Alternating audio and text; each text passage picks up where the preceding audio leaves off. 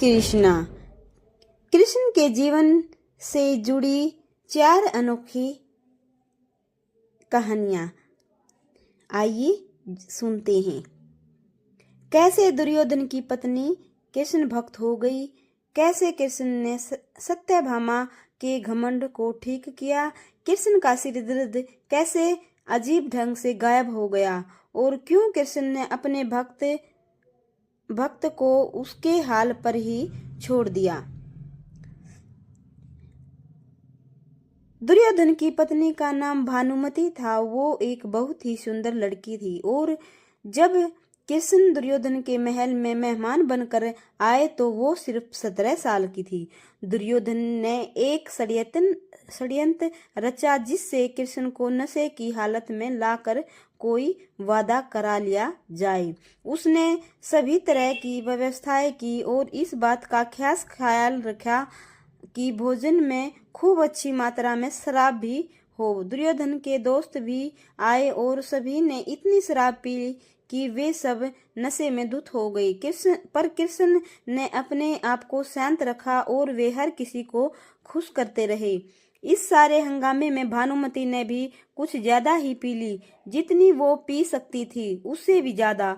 वो एक युवा लड़की थी और उसे इन चीजों की आदत नहीं थी, तो वो नशे में बहकने लगी। कुछ समय बाद सभी लोग बहकने लगे और चीजें काबू से बाहर जाने लगी। भानुमति अपने पर काबू खो बैठी। वो कृष्ण से लिपट गई और उनके लिए अपनी इच्छा प्रकट करने लगी। कृष्ण ने उसे किसी शिशु की तरह संभाला और वे समझ गए थे कि स्थिति खराब हो चुकी है। वे समझ गए थे कि भानुमति अगर कुछ गलत कर बैठी तो बाद में संभाल नहीं पाएगी और हस्तिनापुर की रानी का गौरव कलंकित हो जाएगा। इसलिए कृष्ण उसको उठाकर महल के अंदर ले गए और उसकी सास गांधारी के कक्ष में जाकर उनके हवाले कर दिया। अगले दिन सुबह जब भानुमति का पता चला तो वो कृष्ण के प्रति सम्मान और कृतज्ञता से भर गई कि उन्होंने उसे बचा लिया था। तब से वो कृष्ण की एक सच्ची भगत हो गई। आइए अब हम कृष्ण की घमंडी पत्नी। सत्यभामा कृष्ण की दूसरी पत्नी थी। वो एक बहुत ही घमंडी स्त्री थी। उसका ये मानना था कि वो सबसे सुंदर और सबसे अमीर स्त्री थी। क्योंकि उसके पिता एक बहुत ही धनवान व्यक्ति थे तो सत्यभामा जितने और रोज जो रत्न और आभूषण और संपत्ति चाहती थी वो सब उसके पास थे। स्वाभाविक रूप से घमंड उसकी एक बड़ी समस्या थी। एक बार कृष्ण के जन्म दिवस के अवसर पर सत्यभामा ने सोचा कि वो सब को दिखाएगी कि वो कृष्ण को कितना प्यार करती थी। तो उसने तय किया कि वो कृष्ण के वजन जितना सोना शहर में लोगों को बांटेगी। इससे तुलाभार कहते हैं। ये मंदिरों में होता है। लोग एक बड़ी तराजू में अपने वजन के बराबर का मक्खन, घी या चावल या कुछ और रख कर वो चीज लोगों में बांटते हैं। चावल, नमक, दाल या सोना या वो कुछ भी आप दे सकते हैं जो देना चाहे। ये प्राचीन परंपरा हमारी संस्कृति का एक हिस्सा है। सत्यभामा ने तुलाभार की व्यवस्था की। लोग बहुत प्रभावित हुए पर कृष्ण पर इन बातों का कोई असर नहीं हुआ। वे जाकर तराजू के एक पलड़े पर बैठ गए। सत्यभामा जानती थी कि उनका वजन लगभग कितना है और उसने उतना सोना तैयार ही रखा था।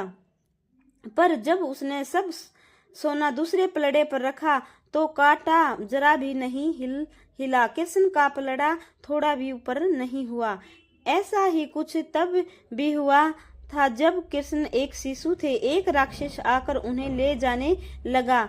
तब कृष्ण ने अपना वजन इतना बढ़ा लिया कि राक्षस वहीं गिर पड़ा और कृष्ण ने उसे ऊपर बैठ कर उसे कुचल कर मार डाला। क्रिया योग में एक ऐसा तरीका है जिससे कोई योगी अपना वजन बढ़ा या घटा सकता है।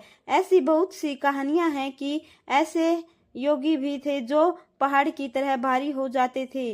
तो इस बार भी कृष्ण अपना वजन बढ़ा कर तराजू में बैठ गए। सत्यभामा ने उतना सोना दूसरे पलड़े पर रख दिया था जितना उसके हिसाब से कृष्ण के वजन के बराबर था, पर कुछ हुआ ही नहीं। तब तक शहर के सभी लोग ये घटना देखने के लिए आ गए थे। तब उसने अपने नौकरों से वो सभी गहने मंगवाए जो उसके पास थे। एक के बाद एक वो गहने डालती जा रही थी और सोच रही थी कि काम हो जाएगा, पर कुछ नहीं हुआ। तब उसने वो सब कुछ भी रख दिया जो उसके पास था, पर पलड़ा जरा भी नहीं हिला। वो रोने लगी क्योंकि ये सब उसके लिए बहुत शर्मजनक था। सारा शहर देख रहा था और उसके पास पर्याप्त सोना नहीं था। वो जो हमेशा अपनी संपत्ति के बारे में इतनी घमंडी थी, उसके पास पर्याप्त सोना नहीं था और उसे समझ में नहीं आ रहा था कि वो क्या करे। तब उसने रुक्मणी की ओर देखा जिससे वो बहुत जलती थी और हमेशा परेशान रहती थी। उसने रुक्मणी से पूछा, अब मैं क्या करूं, क्योंकि ये बात सिर्फ मेरे लिए ही नहीं पर तुम्हारे और हम सब के लिए भी बहुत शर्मजनक है। मैं क्या करूं। तब रुक्मणी बाहर गई और तुलसी के पौधे के 3 पत्ते उठा लाई। जैसे ही तुलसी के वे पत्ते उसने तराजू पर दूसरे पलड़े पर रखे, कृष्ण का पलड़ा तुरंत ही ऊपर उठ गया। आइए अब कृष्ण का तीसरा भाग पढ़ते हैं। आइए अब तीसरा भाग पढ़ते हैं, कृष्ण का अर्ध भक्त। सतगुरु एक दिन कृष्ण दोपहर में खाना खा रहे थे और सत्यभामा बहुत ही खुश और गर्व के साथ खाना परोस रही थी, क्योंकि वो ऐसे व्यक्ति नहीं थे जो रोज खाना खाने पर घर पर आए। उसे ऐसा अवसर कभी कभी ही मिलता था कि वो उन्हें खाना परोसे, तो वो ये बहुत खुशी और आनंद से कर रही थी। खाने के बीच में ही कृष्ण अचानक उठ खड़े हुए और हाथ धोए बिना ही दरवाजे की ओर दौड़ने लगे। सत्यभामा अवाक रह गई और बोली, अरे ये क्या है, खाना तो खा लीजिए और फिर जाइए। कृष्ण बोले, नहीं, मुझे जाना जरूरी है, और मुख्य दरवाजे की ओर दौड़ पड़े। पर अचानक वे वापस मुड़े और खाना खाने बैठ गए। तब सत्यभामा ने पूछा, आप इस तरह क्यों दौड़ पड़े और क्या वापस आ गए, ये सब क्या है? कृष्ण ने जवाब दिया, मेरा एक भक्त जंगल में बैठा था और उसके जीवन प्राण ही कृष्ण कृष्ण कृष्ण हो गए थे। मैंने एक भूखे बाघ को उसकी ओर आते देखा तो मुझे जाना पड़ा। मैं दरवाजे तक पहुंचा ही था कि उस बेवकूफ ने पत्थर उठा लिया, तो मैं वापस आ गया। अब उसे अपने आप ही अपनी परिस्थिति संभालने दो। आइए कृष्ण के सिर दर्द का इलाज।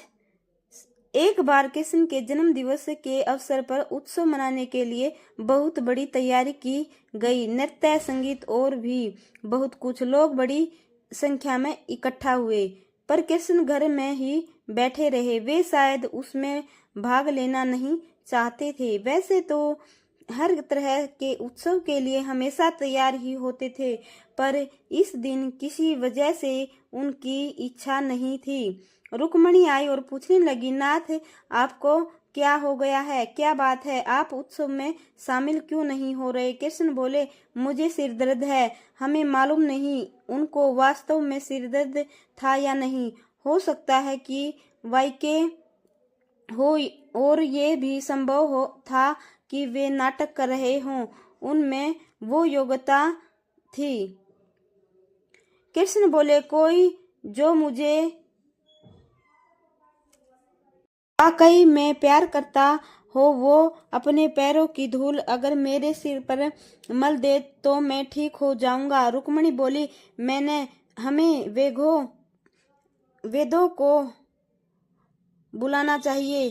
तो वेद आए, उन्होंने हर तरह की दवाइयाँ दी। कृष्ण भक्त नहीं थे, ये सब चीजें मुझ पर असर नहीं करेंगी। लोगों ने पूछा, तो हमें क्या करना चाहिए? तब तक बहुत सारे लोग इकट्ठा हो गए। सत्यभामा आई, नारद आए, हर कोई परेशान था। क्यों हो गया? क्या हुआ है? कृष्ण को सिर दर्द है। हम उन्हें ठीक करने के लिए क्या करे। कृष्ण बोले, कोई जो मुझे वाकई में प्यार करता है वो अपने पैरों की धूल अगर मेरे सिर पर मल दे तो मैं ठीक हो जाऊंगा। सत्यभामा बोले, ये क्या हुई, मैं आपसे बहुत प्यार करती हूँ, पर ये नहीं हो सकता कि मैं अपने पैरों की धूल लेकर आपके सिर पर लगाऊं। पर हम ऐसा काम नहीं कर सकते। रुक्मणी रो रही थी। हम ये कैसे कर सकते हैं, ये तो आपका अनादर होगा, अपमान होगा, हम ये नहीं कर सकते। नारद भी पीछे हट गए। मैं ऐसा कुछ भी नहीं करना नहीं चाहता। आप स्वयं भगवान हैं, मुझे नहीं मालूम कि इसमें क्या रहस्य है। पता नहीं इसमें कौन सा जाल होगा। मैं अपने पैरों की धूल आपके सिर पर रखूंगा तो हमेशा नरक की आग में जलूंगा। मैं ऐसा कोई काम करना नहीं चाहता। चारों ओर बात फैल गई। हर कोई सकते में था। हम ये काम नहीं कर सकते। हम सब उन्हें बहुत प्यार करते हैं, पर ऐसा कर के हम नरक में जाना नहीं चाहते। उत्सव मनाने के लिए लोग कृष्ण का इंतजार कर रहे थे, पर कृष्ण अपना सिर दर्द ले कर बैठे थे। फिर ये बात वृंदावन तक पहुंची। गोपियों को मालूम पड़ा कि कृष्ण को सिर दर्द है। तब राधा ने अपनी साड़ी का पल्लू फाड़कर जमीन पर बिछा दिया और जब गोपियां उस पर नाचने लगी, उन्होंने फिर वो पल्लू नारद को देकर कहा, इसे ले जाइए और कृष्ण के सिर पर बांध दीजिए। नारद वो धूल भरा पल्लू ले आए और उसे कृष्ण के सिर पर बांध दिया। कृष्ण का सिर दर्द तुरंत ठीक हो गया। कृष्ण ने हमेशा स्पष्ट रूप से बताया है कि उनके लिए कौन सी चीज सबसे महत्वपूर्ण थी। हालांकि वे राजाओं के साथ घूमते थे और उन्हें बहुत से राज्य भेंट किए गए, पर उन्होंने वे नहीं लिए। उनके लिए यही सच्चा निस्वार्थ सरल प्रेम ही महत्वपूर्ण था।